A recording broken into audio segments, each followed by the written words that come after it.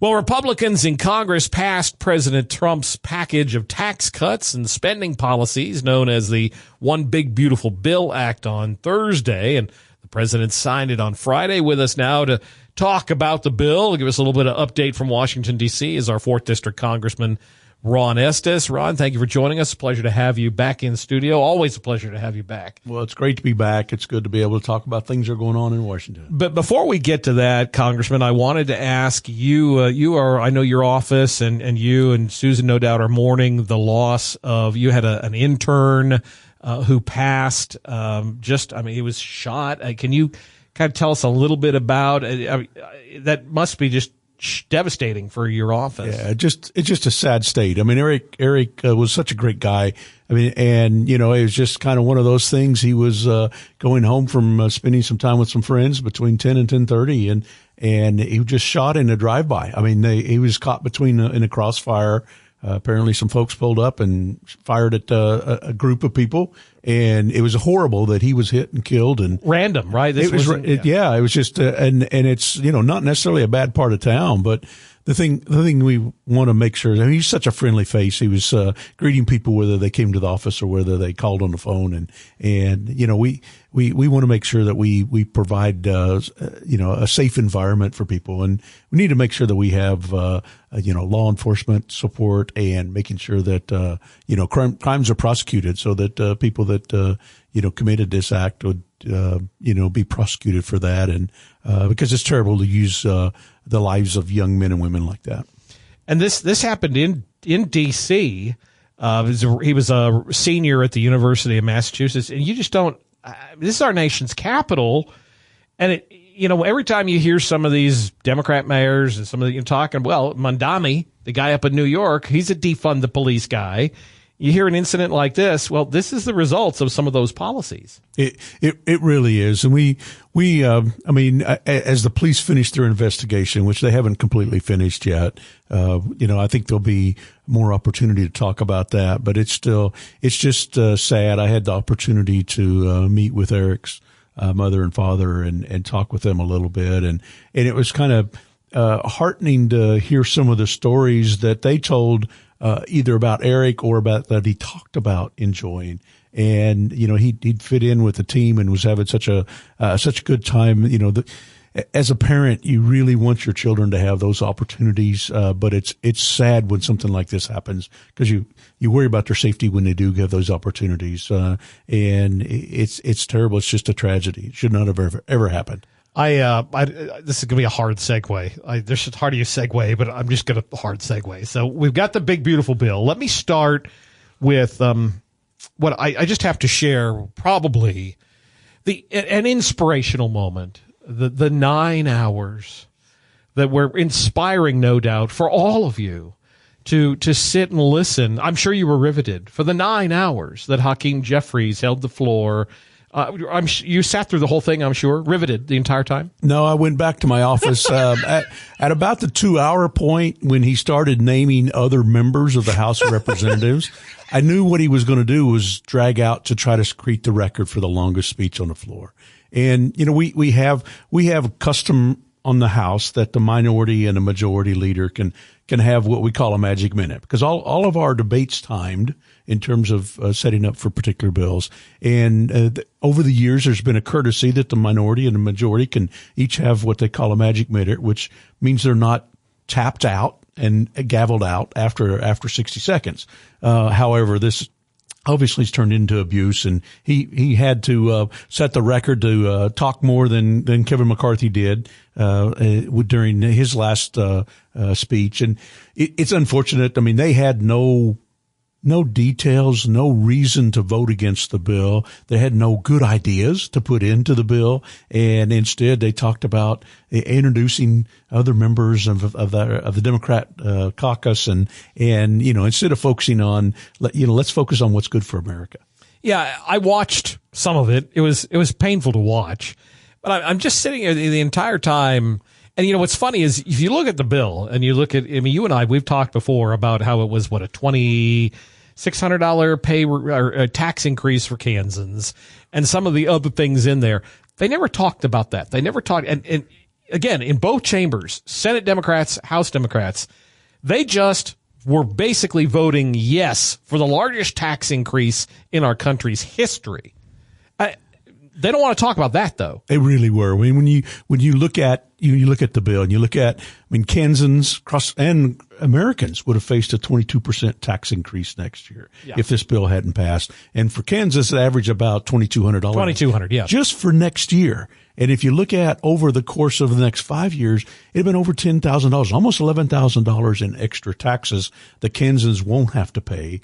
And at the same time, we're projecting that their salaries are going to go up because of the economic growth out of that. And, we wanted to avoid the largest tax increase in history. At the same time, we're focusing on how do we help people? How do we doubled the standard deduction so people would have more money in their pocket afterwards. We increased the child tax credit. No tax on tips, no tax on Social Security. And yet, if you listen to them, the other side, this was just a tax cut for millionaires and billionaires. I can't tell you how many times I heard that. It really was. Lie. And then they also just distorted the whole conversation about Medicaid. Medicaid, what we were trying to do in the bill is say, if you're an able-bodied adult that was granted Medicaid without kids, right, that was granted Medicaid through the Obamacare, you should work to get that. If you're an able-bodied adult volunteer without kids or get an education, we think those folks shouldn't be getting free Medicaid if they're not going to go to work. So those are people that they were saying would use Medicaid. Yes. We think that illegal aliens that are in the country illegally shouldn't get free Medicaid off of the American taxpayer. Duh. And so again, those were people they were arguing that would lose Medicaid. And then there's people that just, because their income changes from one year to the next year goes up, the states aren't required to reconfirm that they are still qualified, and therefore there's people that are staying on the rolls or not reapplying if they've dropped off in the past, and they were just automatically granted. So we think those provisions, people ought to take some responsibility on their own as well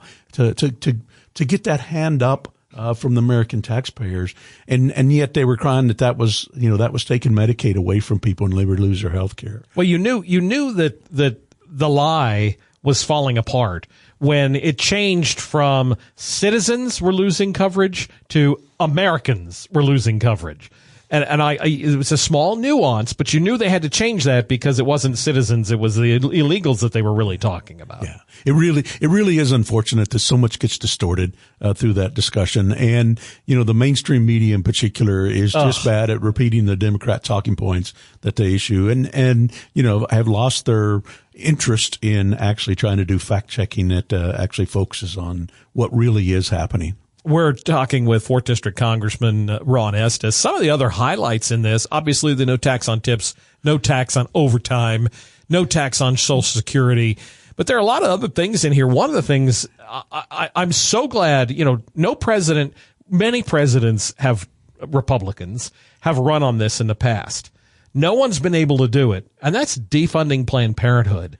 I'm so thrilled to see look, if they want to perform abortions, I like it, but let them do it. But they don't need to be doing. Even Democrats support no taxpayer funds going to abortions.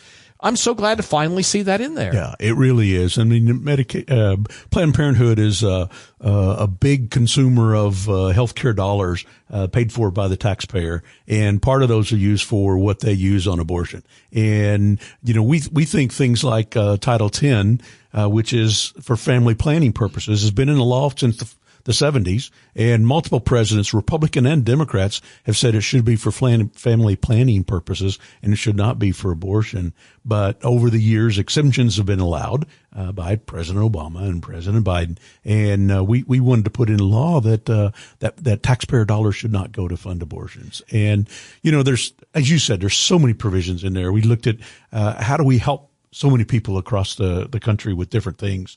Even added a new Trump savings plan for brand new born babies. Yeah.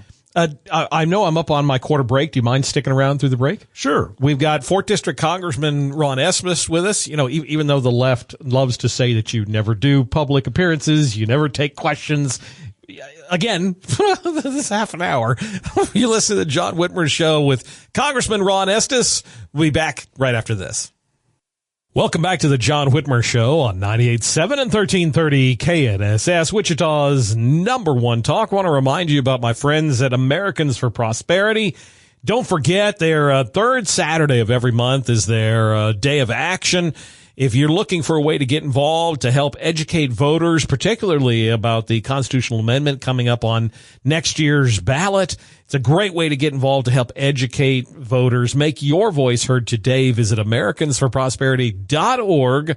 Sign up today. And don't forget that Guy Benson's coming to town. It's an AFP event that's coming into town next August. If you want more information, you can visit the John Whitmer Show Facebook page. We'll have more information on that coming up. With us still is our 4th District Congressman Ron Estes. Congressman, there's a lot of economic development, a lot of ways to, yes, we did the tax cuts part of this, but this bill's got, it's got border funding in there. There's a lot of other stuff in there I don't think people are aware of as well. There really is. When you talk about the border, obviously, the Biden border debacle that we've had for the last 4 years.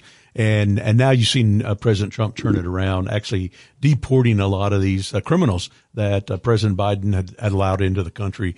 So we made sure there's extra funding to help support that effort, help support defense, and help support some of the research into the Golden Dome to help make sure that as some of these states like Iran and North Korea and that want to attack the United States, that we can have some protection from that.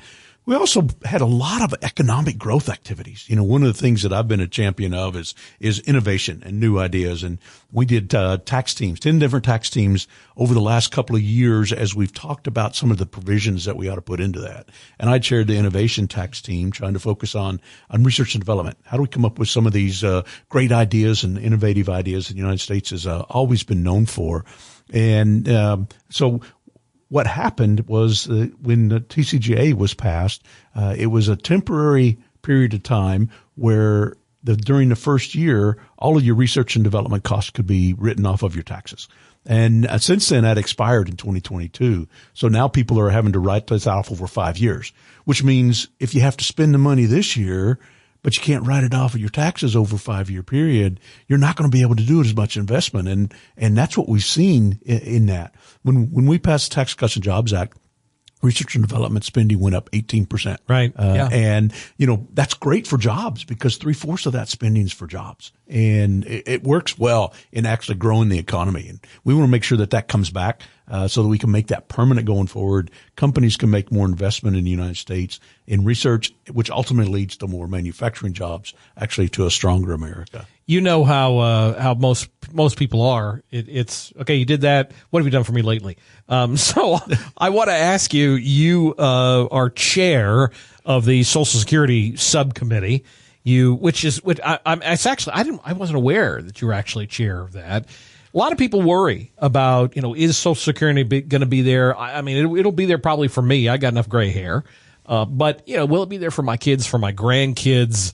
And I'm curious, your committee was particularly focused on improving and modernizing the Social Security Administration. Can you tell us a little bit about that? Yeah, I've just had the opportunity this year to become chair of the Social Security Subcommittee. And so our initial focus right now is how do we make sure that the right people get the right check at the right time? That's a key thing that we want to make sure happens. And, that's not always been the case, particularly over the last several years, that the people have had trouble enrolling. They've had trouble reaching out to the office. There have been horrible experience with the phone system. And a lot of that's turning around. New commissioner is going to do a great job focusing on how do we improve that. In the tax bill, we also helped seniors. Right. We couldn't change Social Security because of the Senate rules in the bill. But what we did do was increase the credit that seniors got off their taxes up to $6,000. So that helps offset some of the taxes that they have to pay on Social Security. And as we focus a little bit more on the rest of the year of how do we continue to make sure we have good performance metrics and delivering a service that Americans deserve, we also have to start having that very honest, serious conversation about how do we make sure that we have enough money in the long term for current retirees, people that are about to retire, and people that are just starting their career. We want to make sure that the program is protected and around for years and years to come because it's been a good program supporting people, and we need to make sure that we're adults and we talk about it. We don't try to politicize it. you've got this was a very interesting process, and I think really he's fairly humble. He seems fairly humble. I'm speaking about Speaker Johnson, but even the naysayers at CNN had to admit that this was an incredible lift on his part and on Leader Thune. But in particularly, I think credit has to be given to the Speaker for herding the cats, so to speak. Now, there were some in the House that came away. Obviously, there were elements that they wanted to get that just couldn't pass the Senate for whatever reason. What comes next? You've got the rest of this year. You've got what do you vision throughout the rest of this term? What do you think the focus will be now? I think I would agree with you that Speaker Johnson's done a magic job over the last 2 years that he's been in office. Yeah, incredible. In terms of how do we bring together with a very small majority people that have different priorities. I didn't think he could get this done. He's really done an incredible job. We have members from districts that President Biden was elected out of. We have Republican members from districts that the Republican registration is 25 percentage points higher than the Democrat registration. So different priorities through that.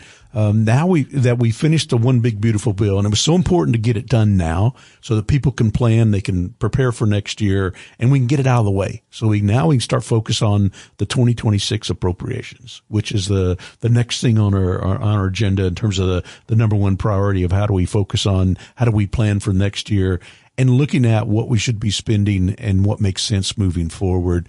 I think later in the year, there's other things we need a full extension of the farm, and I call it the farm and food stamp bill, because 80% of the funding goes into the food stamp program, the SNAP food stamp program. We need to extend that. We also need to look at the highway bill that comes up for renewal. And I think there are some tax provisions that are bipartisan that Republicans and Democrats can agree to. And I think there's an opportunity for us later on in the year to come up with something that helps, that we both agree on in terms of being positive signs. So we've got more work to do. You think that farm bill will be a hard lift? I mean, it seems like every year that just seems to be more contentious. Well, I think part of the problem is actually the spending on the SNAP food stamp program, because it is continuing to grow, because there were so many waivers issued over the years, particularly by President Obama and President Biden, that there's so many people that have gotten on it that weren't ever intended based on the way the program was set up. Well, our friend Pat Penn is going to be dealing with that. So, Congressman, it's always a pleasure. Thank you again for joining. Congratulations. I know that was a long couple of days. You guys were there way into the wee hours of the morning. If folks want to reach out to you, if they want to subscribe to Ron's Reads or your other newsletter, what's the best way for them to do that? Best way to do that is estes.house.gov and reach out to our office. I appreciate you. Thank you very much. Hope you had a happy Independence Day. Great. Thank you.